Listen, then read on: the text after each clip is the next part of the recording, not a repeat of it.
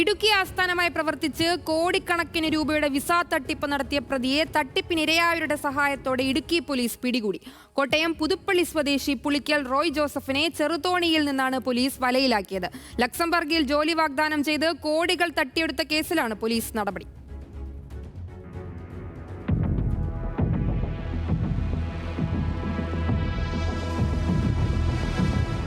European രാജ്യമായ ലക്സംബർഗിൽ ജോലി വാഗ്ദാനം ചെയ്ത് കോടിക്കണക്കിന് രൂപ തട്ടിയെടുത്ത പ്രതിയാണ് പിടിയിലായിരിക്കുന്നത്.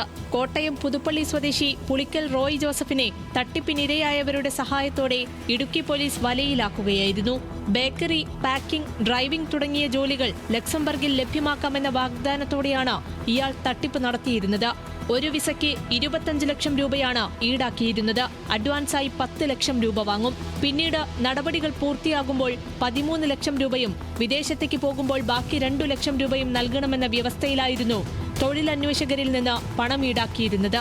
3.25 ലക്ഷം രൂപ 4 മാസം കൊണ്ട് ജോലിക്ക് കയറ്റി ലക്ഷംബർഗ് എന്ന് പറഞ്ഞ സ്ഥലത്താണ് ജോലി മേടിച്ചു കൊടുക്കാമെന്ന് പറഞ്ഞിരിക്കുന്നത്.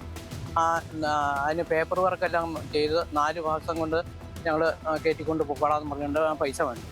4 മാസം ചോദിക്കുമ്പോൾ എൻ്റെ സാധാരണ ഗൾഫിലോ ദുബായിലോ പോകുമ്പോഴല്ല ലക്ഷംബർഗ് എന്ന് പറഞ്ഞ സ്ഥലം അമേരിക്കയും കഴിഞ്ഞ് പോകണം. അതിന് പേപ്പർ വർക്ക് ഇച്ചിരി അധികം ചെയ്യാനുണ്ട്. അതുകൊണ്ട് നിങ്ങൾ ധൃതി ചെയ്തിട്ട് കാര്യമില്ല. അതുകൊണ്ട് ഇച്ചിരി ക്ഷമിച്ച് ഞങ്ങൾക്ക് 2 മാസം അവിടെ കഴിഞ്ഞിട്ട് പോകാൻ പറ്റുള്ളൂ എന്ന് പറഞ്ഞു. ആ 2 മാസം കൂടെ കഴിഞ്ഞപ്പോൾ അദ്ദേഹത്തിനോട് ചോദിച്ചു കഴിഞ്ഞപ്പോൾ പറഞ്ഞു കുറച്ച് ആൾക്കാരെ കൂടെ ചേർത്തുകൊണ്ട് അവരുടെ പേപ്പർ കൂടെ ശരിയായിട്ട് അവരെ കൂടെ ഒന്നിച്ചു കൊണ്ടുപോകാനുള്ള പരിപാടിയാണ്.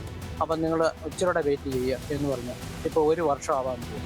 പണം വാങ്ങുമ്പോൾ നോട്ടറി വക്കീൽ നൽകിയ രസീതുകളും റോയ് നൽകിയിരുന്നു. 13 ലക്ഷം രൂപയുടെ ചെക്കും ഉദ്യോഗാർത്ഥികൾ നൽകണമെന്നായിരുന്നു വ്യവസ്ഥ. ഇടുക്കി മണിയാറൻകുടിയിലെ 10ഓളം പേരിൽ നിന്ന് മാത്രം 87 ലക്ഷം രൂപ ഇയാൾ തട്ടിയെടുത്തതായി പോലീസ് കണ്ടെത്തി. മണിയാറൻകുടിയിലെത്തിയ റോയ് 2 യുവാക്കളെ പരിചയപ്പെടുകയും അവർക്ക് സൗജന്യമായി വിസ വാഗ്ദാനം ചെയ്യുകയും ചെയ്തു. ഇവരിലൂടെ മറ്റാളുകളെ കെണിയിൽപ്പെടുത്തി പണം കൈക്കലാക്കി. വീടും സ്ഥലവും പണയം വെച്ചും സ്വർണം വിറ്റുമാണ് പലരും റോയ്ക്ക് പണം നൽകിയിരുന്നത്.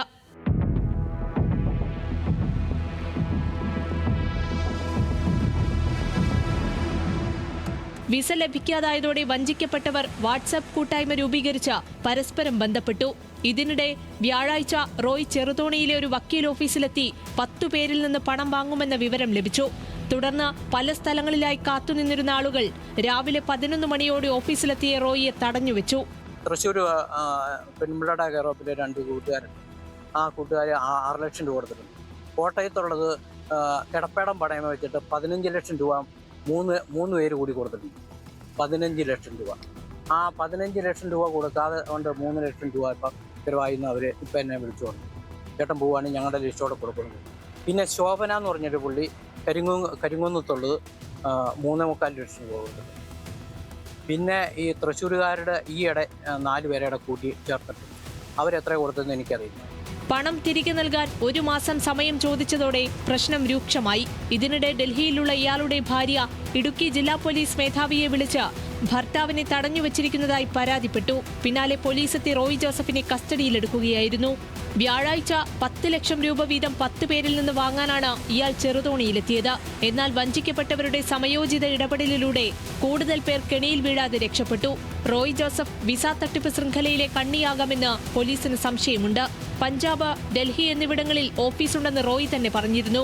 മൂലമറ്റം, മണിയാറൻകുടി, കട്ടപ്പന, ഉപ്പുതറ, കോട്ടയം, മലപ്പുറം, തൊടുപുഴ, തൃശൂർ മേഖലകൾ ഉൾപ്പെടെ പല സ്ഥലങ്ങളിലും ഇയാൾ വിസ തട്ടിപ്പ് നടത്തിയിട്ടുണ്ടെന്നാണ് പോലീസിനു ലഭിച്ച വിവരം. ന്യൂസ് മലയാളം, ഇടുക്കി.